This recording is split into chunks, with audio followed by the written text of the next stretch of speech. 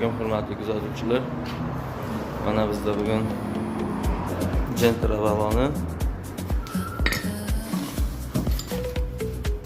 Mana shunaqa holatda yirtilgan.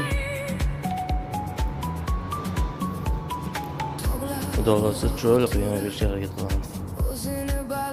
Mana hurmatli kuzatuvchilar, Gentra balonimizni yirtiqlarni tayyorlab oldik, charxlab ochib oldik. Endi pechga bostiramiz.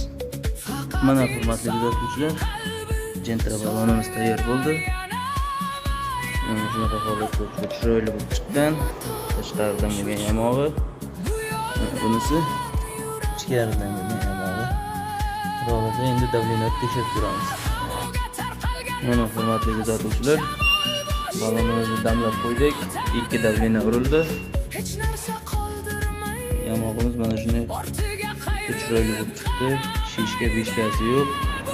Mana shunaqa holatda.